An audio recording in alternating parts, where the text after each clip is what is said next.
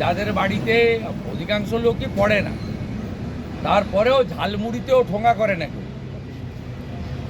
গৃহপালিত পশুর বিষটা ফেলার জন্য ওই কাগজটা ব্যবহার করা হয়, ওটার নাম হচ্ছে গণশক্তি। গত দুদিনের হেডলাইনটা দেখবেন, পাকিস্তান বাংলাদেশের কাগজকেও লজ্জা দেবে ওদের হেডলাইন। নরেন্দ্র মোদীকে নিয়ে কি খিল্লি না করেনি এরা। বলছে ইনি কোভিডের সময় থালা বাজাতে বলেছিলেন। কি বাজেভাবে 6 তারিখে ওদের পোস্টগুলো দেখুন, নোংরাভাবে ভারতবর্ষের প্রধানমন্ত্রীকে আক্রমণ করেছে। তারপরে 7 তারিখ থেকে মুখ চুন হয়ে গেছে, মুখ বন্ধ। ইনসাফ মিছিলও পাবেন না, তেরঙ্গা মিছিলও পাবেন না।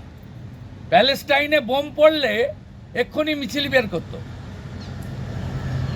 অতএব সার্জিক্যাল স্ট্রাইকটা যেমন ওখানে চলছে, 26-এ বেঙ্গলের ভিতরেও এই ভারত বিরোধী টুকরে টুকরে গ্যাংয়ের উপরে সার্জিক্যাল স্ট্রাইক করা উচিত। আর বিজেপিকে যদি বাংলায় মানুষ আনে, 24 ঘন্টার মধ্যে যাদবপুর থেকে এদেরকে চুলের মুঠি ধরে পিটাতে পিটাতে ভারতবর্ষের সীমান্তের বাইরে নিয়ে গিয়ে পাকিস্তানে ড্রোনে বেঁধে ফেলে দিয়ে আসবে।